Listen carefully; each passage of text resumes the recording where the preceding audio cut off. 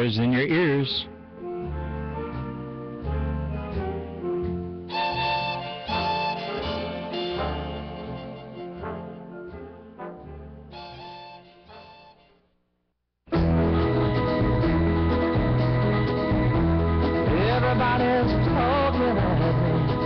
CRN Digital Talk Radio, the original Talkbck with Chuck Wilder here, and Paul Stern is up there to take those toll-free calls, 1-800-336-2225, 1-800-336-2225. We're live across America on this, your favorite radio station, our cable system, and, of course, around the world at crntalk.com. Program note, tomorrow, Bob Beaupre, former dairy farmer, community banker, and member of Congress who spent his entire life working to leave Colorado a little better than he found it, will be talking about the White House bribery scandal as it heats up. Also, iceberg versus Titanic, Obamacare versus the U.S. economy. And Michael Young, he is author of Moment of Truth in Iraq. He is an independent war correspondent, just recently left Afghanistan and went to Thailand. While he was there, all of a sudden the red shirt protest erupted, and he's going to be reporting live from Bangkok tomorrow in the second hour. And to wrap things up, Al Garza, founder-president of Patriots Coalition. I am an American. Illegal is a crime, not a race. Right now, I want to go to John Le Boutillier. He's a former U.S. congressman, nationally recognized political commentator. Le Boutillier has been a prolific writer. He's contributed to many major newspapers, magazines. In 1980, John was elected to represent New York's 6th District, becoming the youngest member of the 97th Congress. John Le Boutillier, welcome to the show, sir. How are you? Hello, Chuck. I am well. Good afternoon. How are you? I am just fine. And first off, how's your mom doing? She's doing great. Thank you. Fantastic. I always want to check in on her. That is the most important thing, no matter who's president. That's true. Well, I was reading your Boots Blast, Obama Presidency Teetering, and you say for the first time since his emergence in 2004 at the Democratic Convention in Boston, the national news media, the long in tank for Obama, has begun to run him through the ringer of all presidents have experienced, as all presidents have experienced. Do you think he's going through the ringer, or right now is it on easy wash?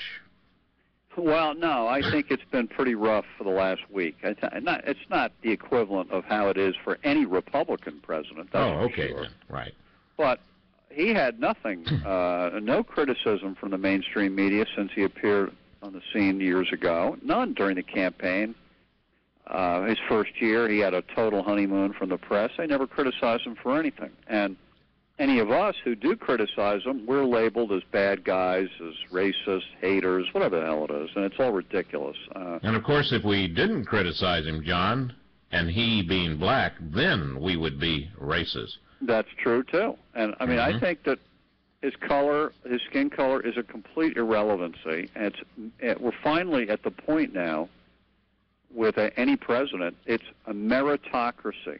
He's there, however he got there, however Bush got there, whether it was through the legacy of his father getting him elected or Obama and affirmative action, if that had a big thing to do with it, it doesn't matter. Now you got to do the job. And you say, John, in your article that it is a collective failure of the left's lifelong dream of electing the first black president. They didn't want him to fail, no matter what.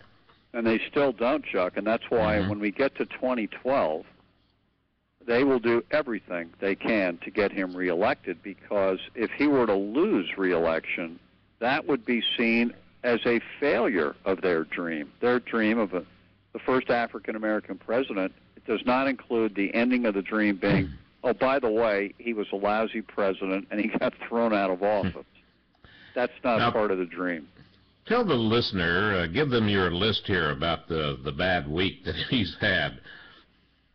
Well, off the top of my head, I got to get my column. I don't have it, but I will. But I mean, off the top of my head, I'll give you the lead in here. Okay. Obviously, number one was going nuts over a very popular Arizona immigration law. That's right. Yeah, that thing was unbelievable. I mean, he has gone nuts over something that is very popular around the country. 70% of people now say they wish that bill was the law of their state. So that was number one. Then number two was the BP leak. Thing. Now I wrote this column before he went down there, but the BP leak has really been the thing that's got the left up in arms over Obama, because they're all so hot to trot on no oil drilling, no offshore drilling, no pollution, no nothing. And there is their guy in the Oval Office advocating more oil drilling offshore, number one. And number two, seeming so passive while this mess in the Gulf just escalates. And they can't believe it. So they've started to chip away and peck and poke a little bit at him. Now, John, you're in talking about how the mainstream media is putting him through the ringer. I saw a report on CNN, and I haven't seen it anywhere else. Maybe I just missed it, and it has been on the other, balance stations or whatever. They were doing a report where they were talking to people who worked about cleaning up, and they had their little yellow outfits on or whatever and their mask, and they were sweeping along the beaches. And this guy was saying that 100 of them were called in to be behind the president whenever he was doing his photo op. Yeah. And once he left, they said, okay, you're dismissed. You can go home. Did you ever see that report? And this was on CNN. I did see it. I saw it the night of his visit, that those people, they had pictures of them, still pictures of them afterwards, taking off those little suits there. They were wearing white body-length coverall things. And no sooner had Obama left than these people were spotted taking them off, like their job as in a photo op was over.